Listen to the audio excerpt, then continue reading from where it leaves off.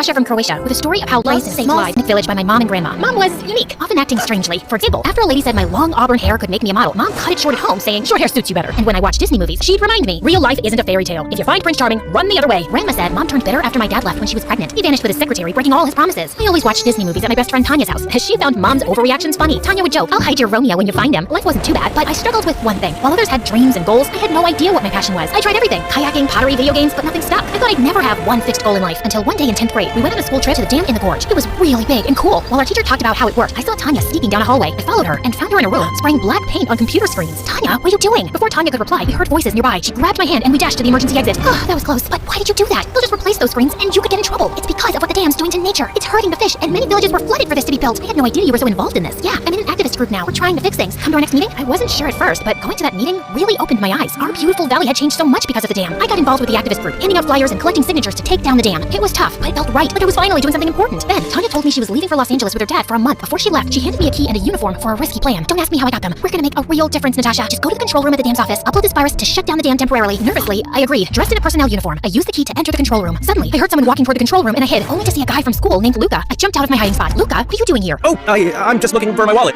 Dropped it here somewhere on a visit. His excuse seemed stupid, but before I could question him, loud alarms started blaring all over the place, and we both quickly left. Just then, he noticed the USB in my hand. Were you planning to upload something to the dam system? And what if I am? This dam is evil. The people who made it are evil. This is bad. What you're doing is really dangerous. We all want to protect the valley, but there are safer ways to do this. Once we were safely outside, Luca turned to me with a concerned face. Who told you to do this? You could land up in prison if you got caught. It was Tanya's idea. My friend, you know her. She said it would help our cause. A friend doesn't put you in danger while she's safe somewhere else. You need to be more careful about who you trust. I nodded, wiping my tears away. After that night with Luca, I distanced myself from Tanya. I felt angry at myself for letting her manipulate me so easily. Also, Luca and I got closer. He was a good listener and made me think differently. We started trusting each other more and more. I couldn't help but start crushing on him. Mom figured it out somehow. Moms just know these things, I guess. You've been daydreaming a lot and drawing hearts. Spill the beans. Who's the boy? I kept denying it, but Mom insisted on meeting him before I could even think about dating. So I invited Luca over to study. But when he got there, it was like Mom turned into a detective. First, she accidentally spilled salt in his coffee. Luca made a funny face trying to drink it, but didn't want to be rude. Then Mom started her questioning. Luca, important question. If you had to be an animal, which one and why? It says a lot about a person. Natasha's partial to loyal dogs, you know? I guess I'd be a cat. Independent, but good company. A cat, eh? They're pretty mysterious creatures. Hope that doesn't mean you're full of secrets. She continued her interrogation, making it clear she was keeping a close eye on him. I think your mother hates me. Don't take it personally. She hates all men. Oh, that makes me feel so much better. We laughed about it, and before leaving, he gave me a quick kiss. How was I so lucky? Everything was fine. Until one day, Tanya came back after being away for a month. I knew we had to have a serious talk about what had happened, but things got complicated when Tanya and Luca met each other for the first time during her return. I was at some restaurant having lunch with Luca when Tanya showed up. Hey, bestie. No call? Not even a single message to ask about me for a whole month? Well, yeah. Why would I contact a fake friend who uses me and manipulates me? What are you talking about? And who's this guy with you? Wait, this is Luca? Hi, Tanya. How do you two know each other? Natasha, I can't believe you're dating the enemy. Luca is the dam owner's son and probably soon to be heir. What? Wait, Luca, why didn't you tell me? I was about to.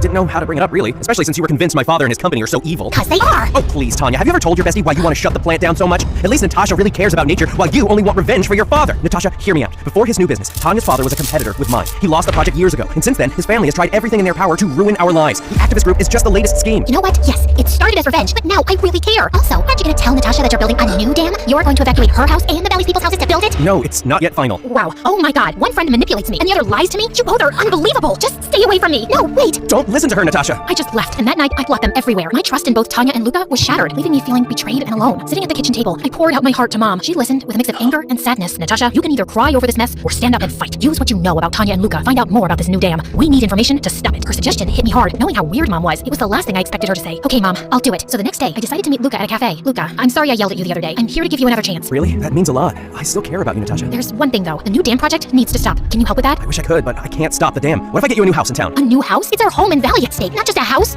You should be grateful, Natasha. I'm offering you a way out. Not everyone gets that chance. An option to abandon everything we love? Some choice, Luca. You come here acting like you're doing us a favor while ripping our lives apart. This isn't easy for me either. I'm trying to find a middle ground, but you're making it impossible. If we don't compromise, we'll both end up losing everything. I don't compromise with people who have no heart. You want to talk about losing everything? Talk to the families that have lived here for generations. You think I don't know what's at stake? But this is bigger than us, Natasha. Sometimes we have to play the hand we're dealt. And sometimes, Luca, we need to fold and walk away from the table. Until you're ready to really understand what's at stake, this conversation is over. And by the way, you're a jerk. Oh my god, you're just trying to make me look like the bad guy here. You are! You're heartless and greedy, and there's nothing you can say to make me change my mind. In a burst of anger, Luca slammed his fist on the table, causing his glass to shatter on the floor. The cafe fell silent, all eyes on us. How dare you? I'll do anything to stop you from building the dam. I'll even make you remove the first dam. You greedy, evil people. Luca got even angrier and started yelling. You don't get it! And he even tried to flip the table when the manager showed up and threw him out. I could hardly believe the crazy side to Luca I just witnessed. So I decided to reconnect with Tanya, and she apologized for lying to me. Together, we got to work. We organized protests, started a viral social media campaign, and gathered signatures for a petition. We held community meetings and gained media coverage, rallying support to protect our valley. And we got some attention, but it wasn't enough to stop the dam project, and the municipality told us to start evacuating. They offered to give us an apartment in the nearby town, but we refused. Facing the possibility of leaving our valley was really tough for everyone. It hit the elderly hardest, especially my grandma. It made her health get worse, and it landed her in the hospital. She spent 2 weeks there, and one day during my visit, she told me something crazy. Natasha, I need to tell you about your dad. He was involved in building the dam. What? Yes, he didn't leave because he fell in love with his secretary. He invested in the dam. He's a rich businessman now, living in the city. Your mom kicked him out back then. Why didn't you tell me he didn't just run off? That he was actually a villain? We thought it was best to keep it from you. He chose money over us. A jerk who loves money more than his own family? How could he? I'm so sorry, dear. We wanted to protect you. So I'm not only fighting against some big greedy companies, I'm fighting against my own dad? I tried reaching Dad, but it was always voicemail. Again and again I left messages, but he never returned my calls. When Mom caught me hanging up, she said, Natasha, stop. He made his choice a long time ago. He won't listen. He's a greedy jerk. And then tears started rolling down her cheeks. I wrapped my arms around her, feeling her pain as my own. I headed to Tanya's place, heavy with the secret about Dad. I hadn't told her yet, feeling too ashamed, but I needed to talk to her. Tanya's mom let me in. I reached Tanya's door and heard her say, I'll make sure Natasha backs off. My hand pushed the door open without thinking. What's going on, Tanya? Who are you talking to? Natasha, I've been talking to Luca's dad. I'm so sorry. Why, Tanya? How could you do this to us? He threatened my family, Natasha. I had no choice. You did have a choice, Tanya. You could have told me. We could have faced him together. We can't fix this, Natasha. Wake up. The rich control everything. We're poor. We're nothing to them. I'm leaving town next week, and my family too. I'm done fighting a losing battle. I suggest you leave too. Sometimes you just have to admit that you've lost, and we've lost. Stop it. You sound like you're giving some wise speech. You're just a liar, like Luca, his dad, and mine. Don't you dare call me again. I stormed out, my heart racing, and things got rougher from there. Weeks slipped by, and the valley started to empty. Families packing up their lives. I couldn't stand it. One day, I stood in the street yelling, why are you giving up? This is our home. But they just kept on going, heads down, defeated. Tears blurred my vision as I watched bulldozers rumble closer. It felt like the end, until Luca showed up out of nowhere with a group of stern-looking people carrying briefcases. Stop the bulldozers! We're not done here! What are you doing, Luca? I'm fighting for once. My dad, your dad, they've gone too far. These lawyers and I, we've uncovered illegal deals, Natasha.